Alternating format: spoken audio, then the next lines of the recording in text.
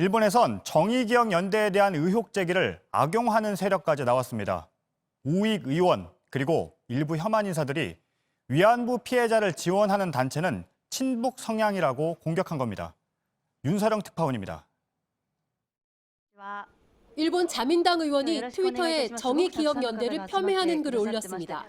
스기타미오 의원은 정의연의 전신인 정신대 문제 대책협의회를 북한과 가까운 단체이며 국제적으로 일본을 공격하는 활동에 위안부들을 이용하고 있다고 했습니다. 그러면서 위안부 문제가 해결되면 곤란한 사람들이라고도 했습니다.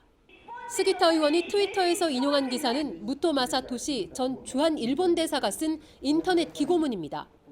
무토 전 대사는 위안부 합의를 재검토한 한국 정부 결정에 대해서도 문재인 정권이 교체된 뒤 다시 한번 검증해 한일 관계를 바로잡아야 할 것이라고 했습니다.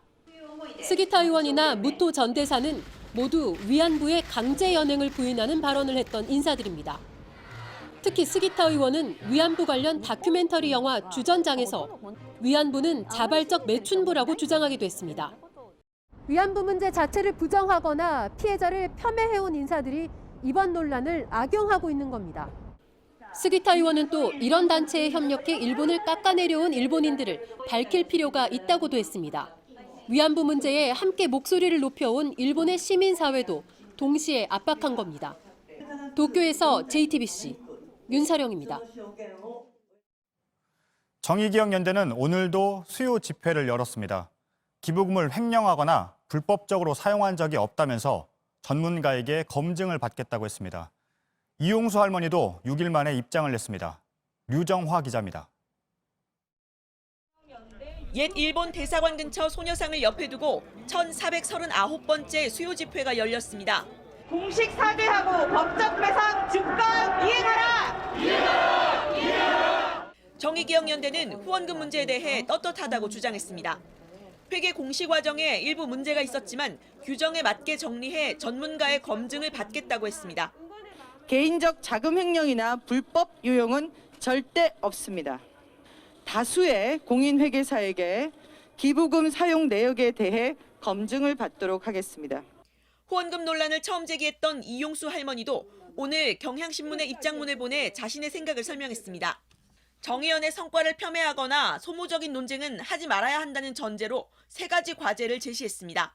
지난 30년간의 활동에서 나타난 잘못을 극복해야 한다고 했고 2015년 한일 합의 과정에서 정대협의 의견 수렴 과정, 정부 관계자와의 면담 내용도 공개해 신뢰를 회복해야 한다고 했습니다. 한일 양국 학생들에 대한 역사 교육의 필요성을 강조했고 미래를 준비해야 한다고도 했습니다. 젊은 사람들이 왕래도 하고 하면서 옳은 역사 공부를 해야 된다고 생각하고 그 사람들이 해결할 수 있도록. 수요 집회는 코로나19의 여파로 온라인 생중계로 진행됐고 주최 측 활동과 일부만 자리를 지켰습니다. 수요 집회가 진행되는 동안 인근에선 보수단체들의 항의 시위도 있었습니다. JTBC 유정화입니다.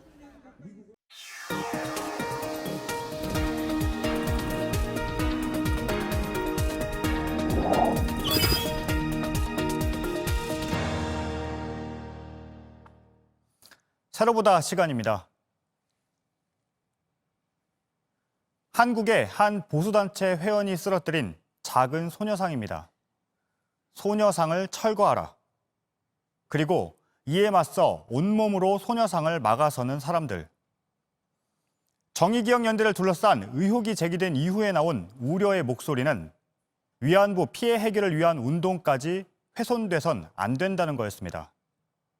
하지만 현실은 점점 우려를 닮아가고 있습니다.